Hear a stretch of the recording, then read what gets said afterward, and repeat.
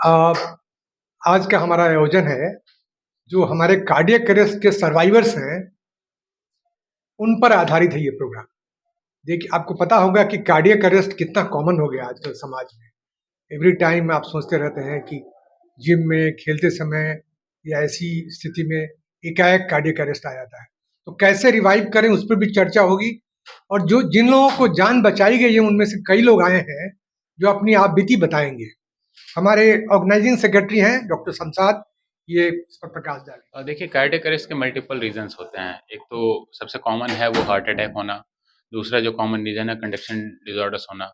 Heart के कुछ congenital abnormalities होती हैं, जैसे हाइपरट्रोफिक कार्डियोमायोपैथी, इसमें कार्डियक अरेस्ट होने के रिस्क होते हैं। चैनलोपैथीज होती हैं, उसमें कार्डियक अरेस्ट होने के रिस्क होते हैं। पोस्ट कोविड देखा गया है कि कार्डियक अरेस्ट के केसेस बढ़ गए हैं, जैसे जिम में हो जा रहा है, किसी को खेलते हुए हो जा रहा है, सडन डेथ होने का रिस्क थोड़ा बढ़ गया है। अब है क्या कि बहुत सारे कारण खोजे गए हैं, बहुत सारे कारण मिले हैं। ये भी देखा गया है कि कोविड इन्फेक्शन के बाद हार्ट का भी इन्वॉल्वमेंट हुआ है। तो ऐसे कंडीशंस पे वेंटिकुलर टैकीकार्डिया, जिसके चलते कार्डियक अरेस्ट होता है, इसका रिस्क थोड़ा बढ़ा है।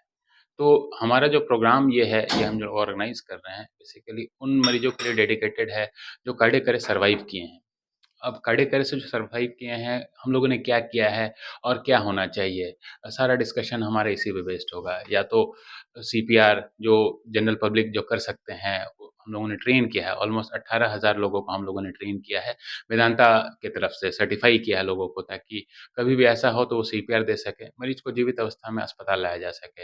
हमारे पास कुछ पेशेंट्स ऐसे भी आए हैं, जिनको सीपीआर घर पे दिया गया हो और उसे जीवित अवस्था में अस्पताल लेके आए हैं। आगे का इलाज जैसे पेसमेकर लगाने की ज़रूरत पड़ी हो, वो हम लोगों के ने किया बहुत है। ज़्यादा गति में आ जाने या फिर बहुत स्लो हो जाने के बाद अचानक से पेशेंट कोलैप्स कर जाते हैं। तो पेशेंट अगर आपके पास आपके सामने कोई पेशेंट है जो कि अचानक अनकॉन्शियस हो गए हैं, तो उनकी नाड़ी चेक करके और रिस्पॉन्स देख करके आगे की सीपीआर विधि से हम लोग उनको रिवाइव कर सकते हैं। तो मेनली अचानक किसी पेशेंट का बिगड़ जाना या अनकॉन्शियस हो जाना ही कार्डियक सडन कार्डियक अरेस्ट का सिम्पटम्स है। जो कि जैसे डॉक्टर साहब ने बताया कि वेरियस रीज़न से हो सकता है। तो वो क्या रीज़न था वो तो उसको फाइंड आउट करना तो बाद की बात है। पहले हमें ये सीखना चाहिए कि सीपीआर जो विधि है, उससे हम कैसे पेशेंट को कार्डियक अरेस्ट पेशेंट को रिवाइव कर सकें, ताकि आगे का मैनेजमेंट हो सके। सुशील कुमार। सर क्या कहेंगे लोगों को?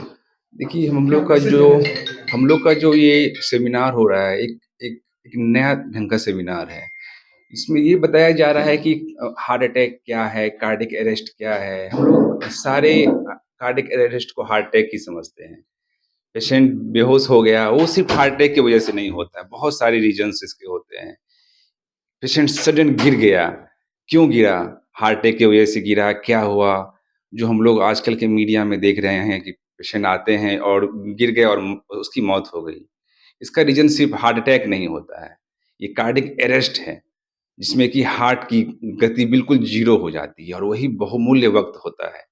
जब हम सीपीआर करें, सीपीआर जो हम लोग की प्रोसेस होती है, इसमें कि चेस्ट कंप्रेशन होता है एक प्रॉपर मेथड से, उपयुक्त वक़्त पे सही समय पे किया जाए। आम लोग को ये समझना होगा कि कोई कोई आदमी सडन गिर जा रहे हैं, उसको बचाया जा सकता है। वो सिर्फ़ हार्ट अटैक नहीं है, उसको आप सीपीआर करके बचाया जा सकता है। ऐसे बहुत सारे पेशेंट अभी आए हुए हैं हमारे सम्मेलन में, जिससे हम लोग बात करेंगे क्या हुआ उनके साथ, कैसे हुआ, वो कैसे ठीक हुए। तो